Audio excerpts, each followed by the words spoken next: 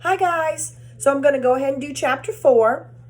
So in chapter 3, Junie B had finished her lunch that she brought, which was a sandwich. She couldn't figure out what the meat was in the middle. And she noticed Herb still had a cookie on his plate. And he was nice and shared his cookie with her.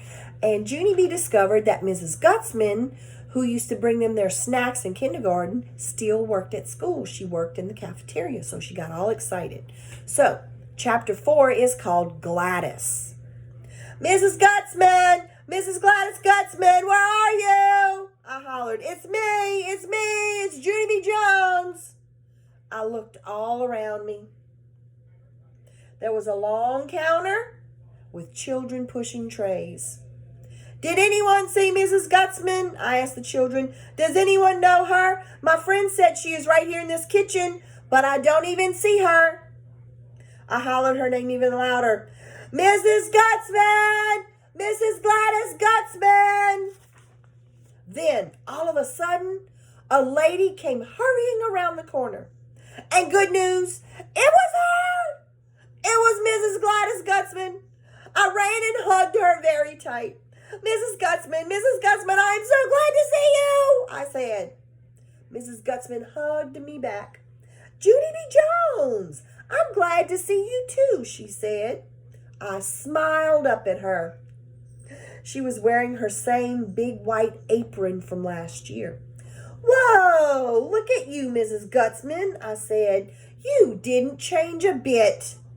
I patted her apron. You didn't even change your clothes, apparently, I said. Mrs. Gutzman laughed. She was wearing plastic mitts on her hands. Plus, also, she was wearing a hairnet. Hey, I remember those things from last year, I said. You told me that you wear plastic mitts and a hairnet whenever you touch food, remember? You said that was called good hygiene. 'Cause mitts and a hairnet protect our food from dirty germs and hairs. Mrs. Gutzman made a face. Are you sure that's the way I put it? She asked.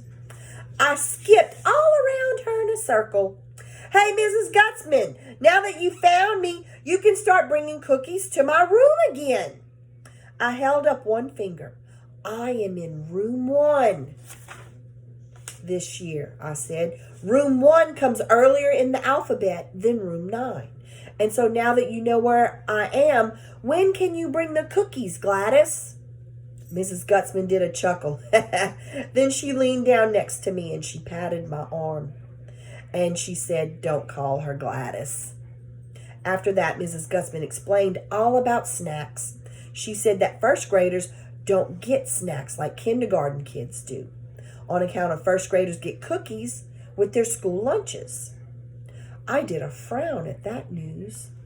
Yeah, only what about the children who bring their lunches, Mrs. Gutzman? Where's our cookies, huh? 'Cause today everybody got a cookie except for me and Sheldon. Mrs. Gutzman didn't answer my question. Instead, she raised her head and looked up behind me. That's when I heard my teacher's voice. Junie B. Jones, he said kind of loudish. Exactly what do you think you're doing? I spun around. So here's Miss Gladys Gutzman talking to Junie, and that's Junie's mad face once she heard that she doesn't get a cookie. Okay? In first grade, she doesn't get a cookie. Mr. Scary's eyes looked annoyed at me. Why did you get up from the table, Junie B? He asked. What's the story here? Everyone was staring. I did a big gulp. Then I squeezed my eyes closed real tight. And I tried to think of the story here. Well, let's see, I said. First, I was eating my brought lunch. And everyone else was eating their bought lunch. And so that's how come I was the first one finished. And then I was just sitting there. And I spotted Herb's sugar cookie. And I really, really wanted that thing. And good news, Herb shared. So then that delicious cookie reminded me about Mrs. Gutzman. And what do you know? Herb and Jose said she was right here in this exact kitchen. So I jumped up from the table and I ran in to say hello, I said. After that, I looked up at Mrs. Gutzman kind of nervous, and I waved my fingers. Hello. Hello, she said back. Mr. Scary shook his head. No, I'm sorry, Junie B. I know Mrs. Gutzman has enjoyed seeing you, but you can't just get up from the table and run wherever you please during lunch, he said. Mrs. Gutzman nodded. Mr. Scary is right, Junie B., she said. I am very happy to see you, but you do have to learn to follow school rules. I did a sigh. Yeah, only I really, really wanted to find you, Mrs. Gutzman, I said, 'cause I missed you very much. Mrs. Gutzman tapped on her chin. She said, maybe I have an idea. Maybe if you promise to follow the rules, you can come back tomorrow and help me in the kitchen. Would you like that, do you think? My eyes got big and wide at her. Are you kidding, Mrs. Gutzman? I said. Is this some kind of joke? She smiled again. Nope, she said. It's no joke. We let children help us in the kitchen quite often. If it's okay with your teacher, I'll give you a permission slip to take home to your parents. I pulled on Mr. Scary's arm. Say it's okay, okay? Please, please, please, I begged.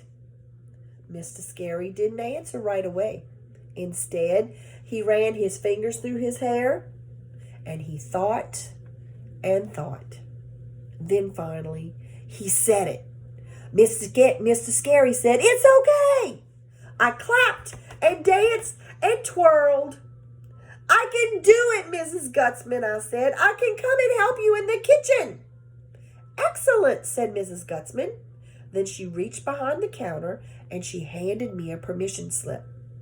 And that is not all, because she reached back there one more time and she pulled out a pair of brand new plastic mitts. Here, she said, these are for you. You can wear them around your house tonight and get used to them. I did a gasp at those wonderful things. Thank you, Mrs. Gutzman. Thank you, I said. I've always wanted some of those thingamajigs.